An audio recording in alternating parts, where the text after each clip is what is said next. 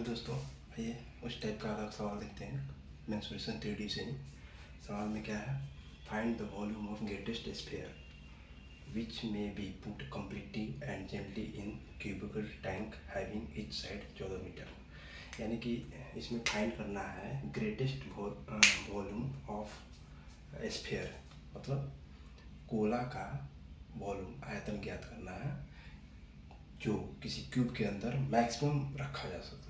यानी कि मान लीजिए ये क्यूब है, ठीक है, इस क्यूब के अंदर मैक्सिमम साइज का गोला रखा जाता है, उसका हमको वॉल्यूम निकालना है। तो आपको पता होगा क्यूब के सारे साइड इक्वल होते हैं, हैविंग ईच साइड 14 सब होगा, उसका लेंथ भी, ब्रेथ भी और क्या हाइट भी 14 होगा। तो उसमें क्या होता है, मैक्सिमम क्यूब, मान लीजिए क्यूब रखे हुए हैं बीच में, ठीक है, क्यूब का मतलब किस एक साइड से जाएगा सट के, मान लीजिए ये साइड है, ये साइड है, ठीक है, तो ये ऐसे ही बना हुआ है, ये साइड इस साइड पे सटेगा, फिर इस साइड पे सटेगा, फिर ऊपर वाले साइड पे सटेगा, फिर नीचे वाले साइड पे सटेगा। मैक्सिमम आकार का क्यूब के अंदर गोला, सॉरी, तो गोला लगा दिए, गोला हम इसमें बना दिए। तो अब जो होगा, मान लीजिए ऐसे क्यूब रखा जाएगा, ठीक है, क्यूब। तो इसमें क्या होगा, जो एक साइड होगा ऐसे, एक साइड से नीचे वाला तगी से सटता होगा, एक इससे सटता होगा, इससे सटता होगा। मान लीजिए क्यूब के अंदर स्क्वायर ही तो होता है, स्क्वायर ले लिए, ऐसे होगा। तो इसको इस सारे का, इसका सबका क्या दिया है, 14, ये भी 14 है, ये भी 14 है। तो एक बात बताइए, तो ये मैक्सिमम इसका क्या होगा, ये डायमीटर हो जाएगा, इसके पैरेलल में है तो ये भी 14 हो जाएगा, ये डायमीटर हो जाएगा। जो अंदर क्यूब के अंदर जो गोला होगा उसका डायमीटर 14 हो जाएगा, ठीक है। तो 14 हो जाएगा तो इसका रेडियस क्या हो जाएगा, 7, ठीक है। वैसे ही होगा इसमें भी, क्यूब के अंदर जो गोला है इसका रेडियस क्या आ जाएगा, 7, ठीक है। अब क्यूब का हम वॉल्यूम निकालेंगे, वॉल्यूम ऑफ क्यूब, वॉल्यूम, ये समझ में आ गया ना।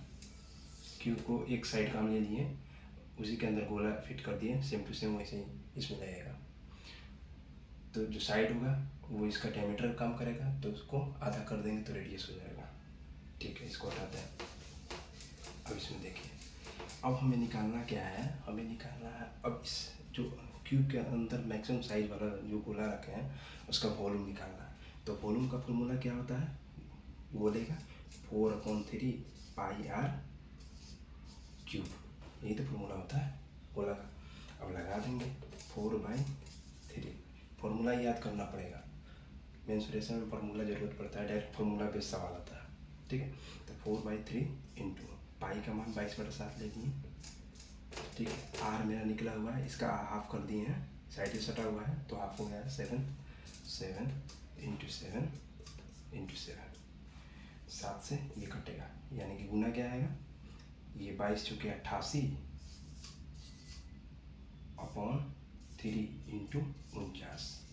88 में 49 से गुना करेंगे तो क्या आएगा, 9/72, यानी कि यहाँ करते हैं 88 49 से 9/72 7, 9/72 7 79, 4/8 32 2 3 4/8 32 3 35, यानी कि 2 9 2 11 की हासिल 1 7 12 1 3 3 1 4, यानी कि 4312/3।